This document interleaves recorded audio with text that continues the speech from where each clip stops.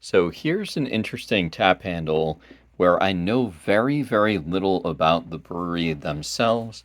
This is Koehler, something like that.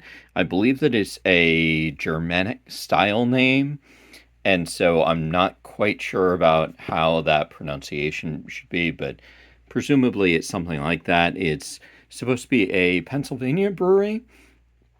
So if people have any extra knowledge about the brewery, or if it's something that people are fans of them or anything like that, I'd love to hear about it. It does have a pretty interesting style. One of the things I noticed just right off the bat is the color design choices. And it's worth noting that, what is it? I think that, well, first of all, it looks a little bit, I was going to say that I was trying to remember if it's reminiscent of any of the Germanic style beers that they do in Chicago, in Illinois, anything like that. But not quite enough of a similarity there. Overall, it's a pretty interesting design because you've got the kind of wavy uh, element in the back there, and then you've got the three colors.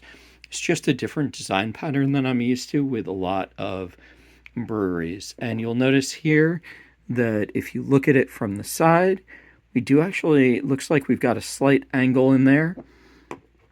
But one of the things as well is that there's not a lot of extra design on it. So you do have that angle in on the edges, and you do have slight angle on the front. With any of the lucite ones, typically they'll be flat on the back like this.